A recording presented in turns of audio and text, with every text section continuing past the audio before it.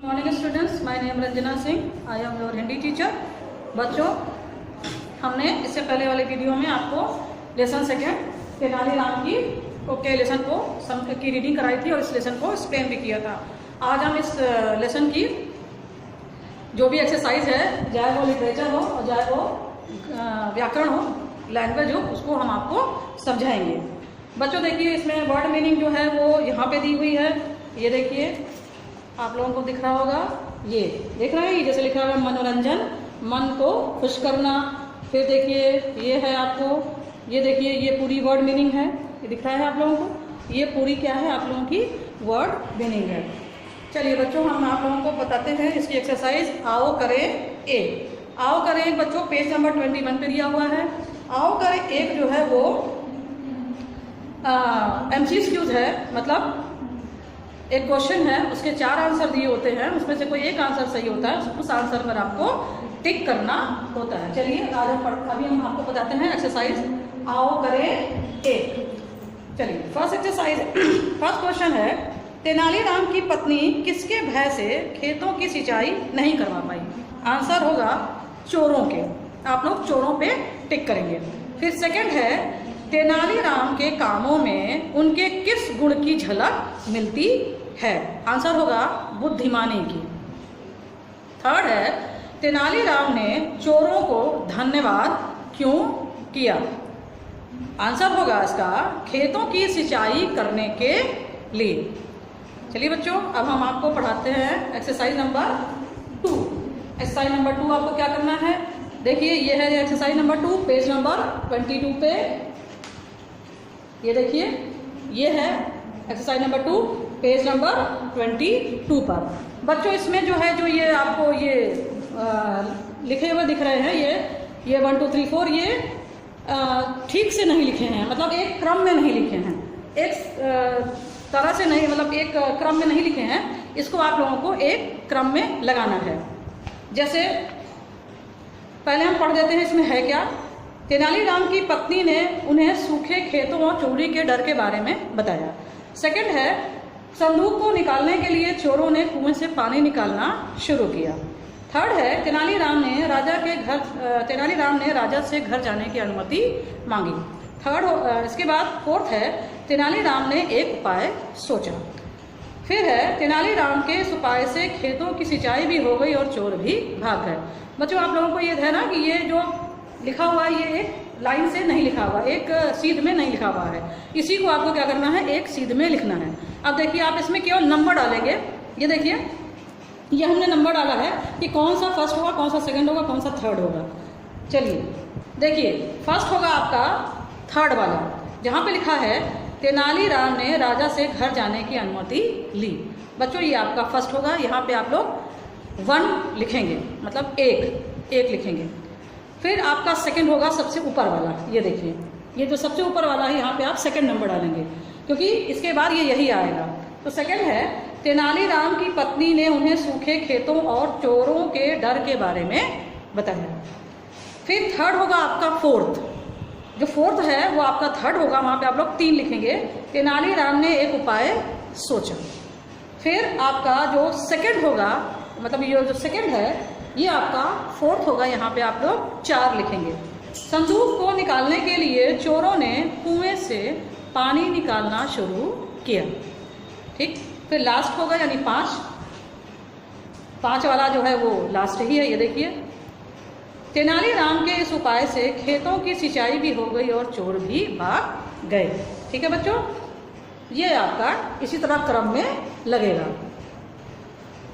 ठीक, चलिए अब हम आपको बताते हैं क्वेश्चन और आंसर। बच्चों, ये देखिए,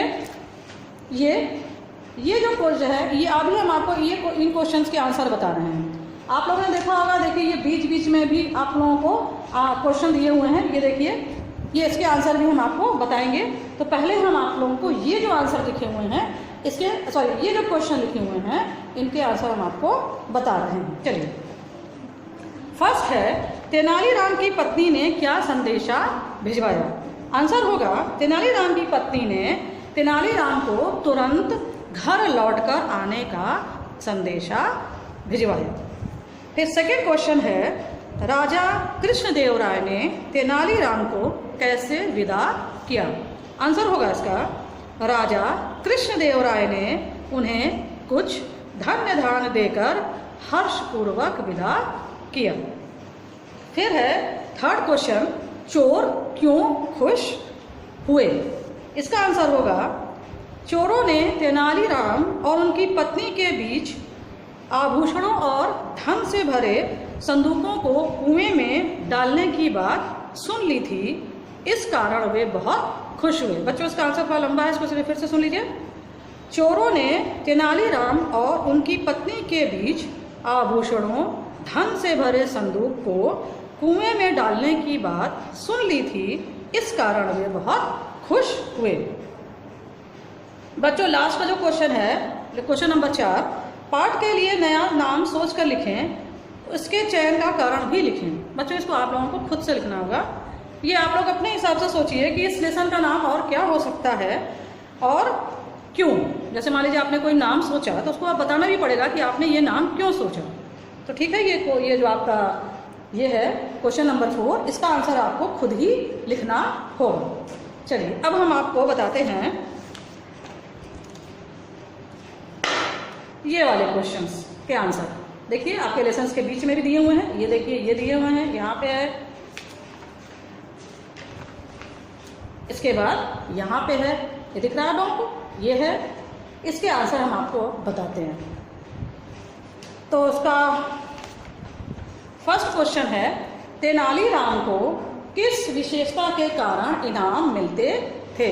आंसर है इसका, तेनालीराम को उनकी बुद्धिमानी और हाजिर जवाबी के कारण इनाम मिलते थे। समझ में आया बच्चों? नहीं आया तो फिर से बता दें।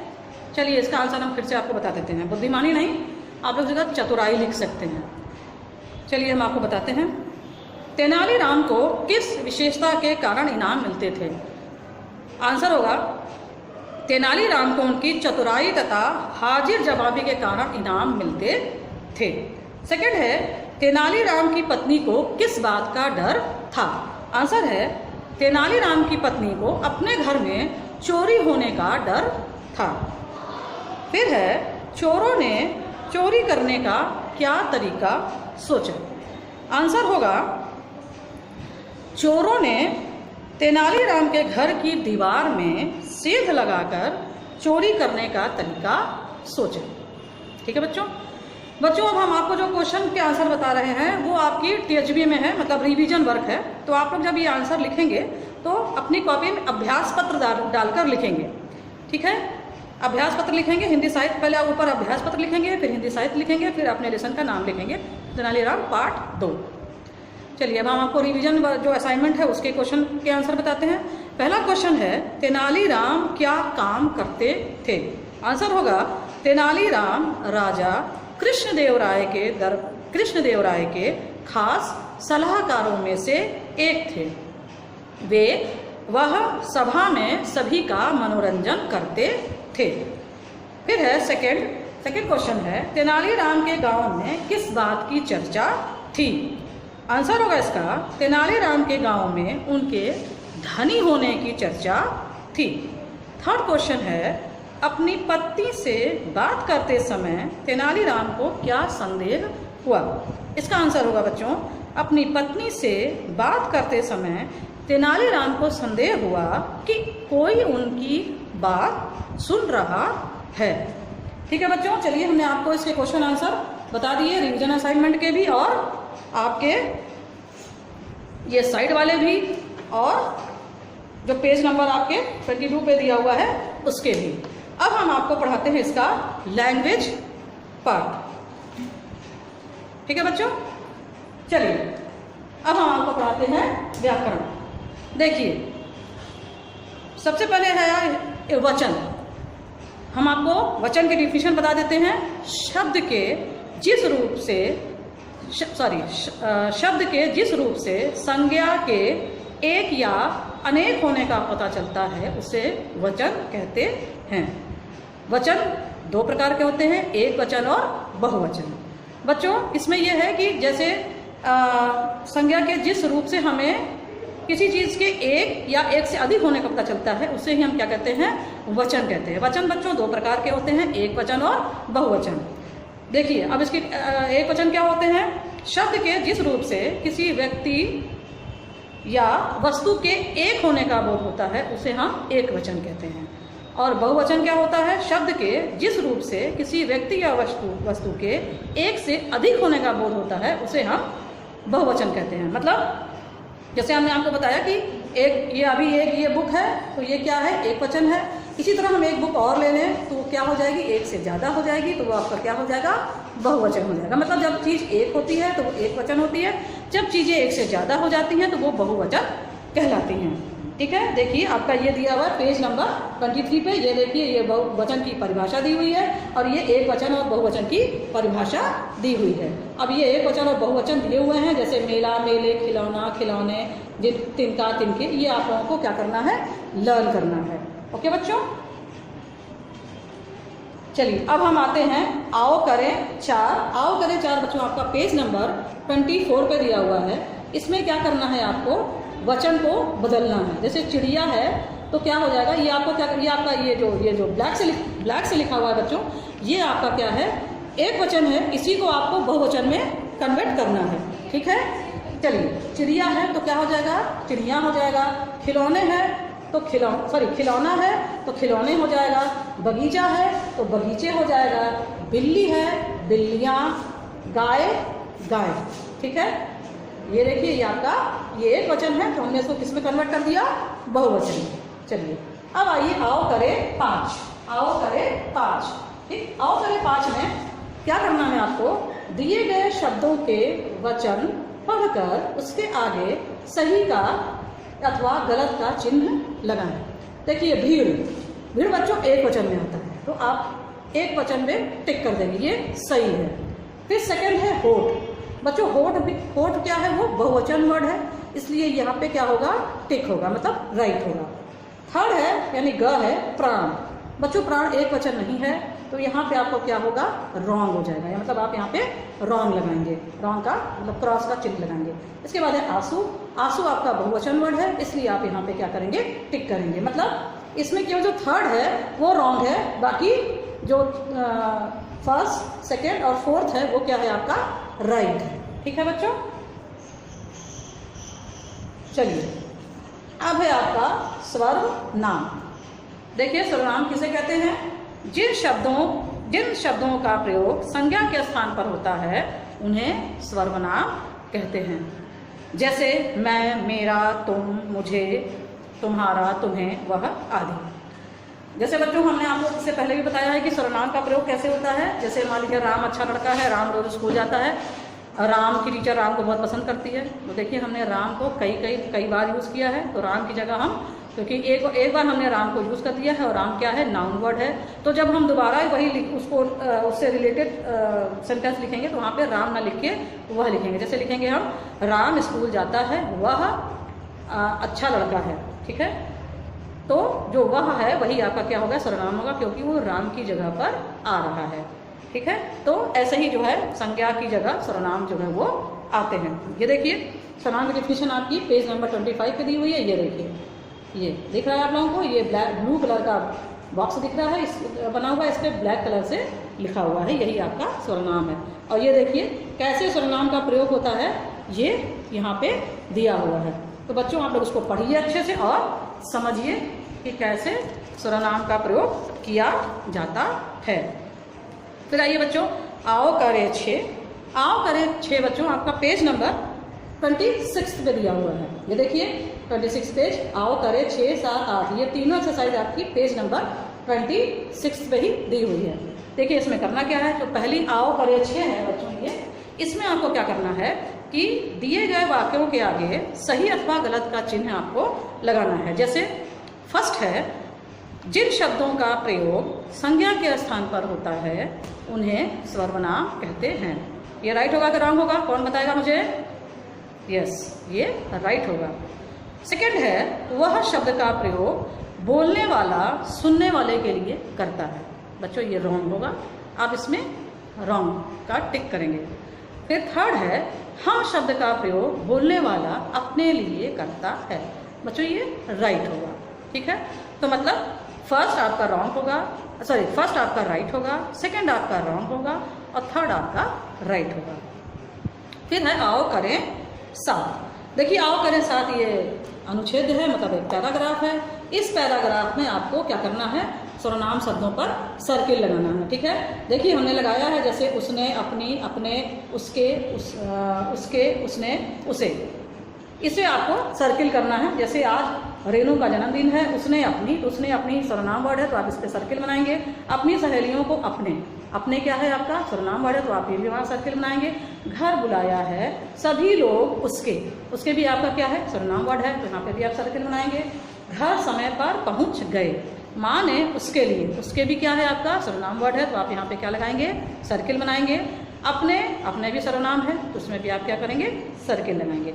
हाथों से केक बनाया और उसे क्या होगा बच्चों, उसे भी आपका क्या है सर्वनाम वर्ड है तो आप उसे भी सर्किल करेंगे। साइकिल उपहार में दी, उसके, फिर आया उसके, देखिए उसके भी आपको क्या करना है बच्चों सर्किल बनाना है। उसके बाद उसने भी क्या है सर्वनाम वर्ड है तो आपको यहाँ भी क्या करना है सर्किल लगाना है। केक काटा सभी ने तालियां बजाई, आ गया समझ में।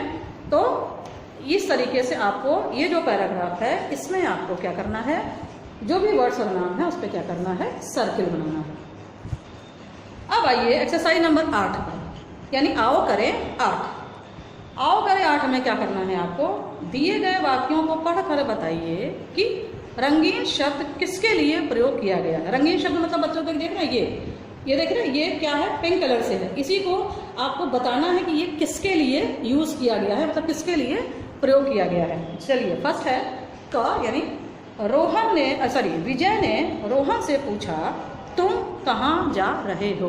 तो तुम क्या है इसमें रंगीन वर्ड है तो ये किसके लिए आएगा, सुनने वाले के लिए। मतलब जो तुम है वो किसके लिए आ रहा है, सुनने वाले को, क्योंकि जो रोहन है जो विजय है वो रोहन से पूछ ही रहा है ना, तो रोहन उसको सुन रहा है तो ये तुम जो है किसके लिए आएगा, सुनने वाले के लिए। सेकंड है आरती बोली मेरे पास एक सुंदर गुड़िया है। इसमें जो मेरे है बच्चों वो कलर्ड वर्ड है तो इसमें क्या होगा, बोलने वाला स्वयं के लिए, मतलब मेरे पास। हमने बताया ना सर्वनाम का एक भेद होता है निजवाचक, तो निजवाचक में भी मेरे जो है वो आरती अगर कि बोलने वाला खुद अपने लिए प्रयोग कर रहा है कि मेरे पास वे गुड़िया है, तो यहाँ पे आप लोगों का बोलने वाला स्वयं के लिए। थर्ड है अजीत ने सुमित से कहा तुम्हें उसे सच बताना होगा। तो बच्चों यहाँ पे फिल होगा अन्य के लिए, अन्य मतलब दूसरों के लिए, मतलब अजीत और सुमित बात कर रहे हैं किसी और के लिए, समझ में आया। तुम्हें उसे मतलब कोई और, कोई तीसरा, तो तीसरा तो सुन नहीं रहा उनकी बात, तो यहाँ पे फिल होगा अन्य के लिए, मतलब किसी दूसरे के लिए, ठीक है। पहले में फिल होगा सुनने वाले के लिए, सेकंड में फिल होगा बोलने वाला स्वयं के लिए, थर्ड में फिल होगा अन्य के लिए, ठीक है बच्चों। चलिए अब आइए यहाँ पे देखिए ये आपका है अनुच्छेद लेखन किसे कहते हैं। क्वेश्चन सुन लीजिए बच्चों, उसको आपको अपनी कॉपी में लिखना है, अनुच्छेद लेखन किसे कहते हैं। आंसर देखिए बच्चों इसका पेज नंबर 27 पे दिया हुआ है, ये एकदम नीचे, ये देखिए आप लोगों को शायद दिख रहा होगा पेज नंबर 26 पे, ये देखिए अनुच्छेद लेखन किसे कहते हैं का आपको आंसर यहाँ पे ये लिखा हुआ है। चलिए हम पढ़ भी देते हैं। किसी भी विषय के मुख्य बिंदुओं पर सीमित शब्दों में अपने विचार प्रकट करने को अनुच्छेद लेखन कहते हैं। मतलब कोई एक पैराग्राफ, जैसे आप ये पैराग्राफ देख रहे हैं, यही है आपका अनुच्छेद लेखन, ठीक है। देखिए सुबह की सैर लिखा हुआ है, ये आपका एक पैराग्राफ है, इसने ये लिखा हुआ है, यही आपका क्या है अनुच्छेद लेखन। तो यही आपको बता रहा है कि मुख्य बिंदुओं पर सीमित शब्दों में अपने विचार प्रकट करने को हम अनुच्छेद लेखन कहते हैं, ठीक है बच्चों। चलिए अब आपको हम एक होमवर्क दे रहे हैं। होमवर्क है आपका पेज नंबर 28 पे आओ करें 9। आओ करें 9 बच्चों आपका होमवर्क होगा। ये है आपका दिए गए बिंदुओं के आधार पर तेनालीराम पर एक अनुच्छेद कॉपी में लिखिए। मतलब जो तेनालीराम है उनके बारे में आपको अपनी कॉपी में लिखना है। जैसे तेनालीराम के समय के राजा, मतलब तेनालीराम थे उस समय का राजा कौन था, मतलब उस राजा का नाम, उस तेनालीराम का स्वभाव, तेनालीराम का काम, मतलब तेनालीराम क्या काम करते थे, और तेनालीराम का परिवार, मतलब तेनालीराम का परिवार में कौन कौन लोग थे। चलिए बच्चों अब आपका ये लेसन जो है वो कंप्लीट हो गया। नेक्स्ट वीडियो में हम आपको लेसन 3 पढ़ाएंगे। रविंद्र की कलम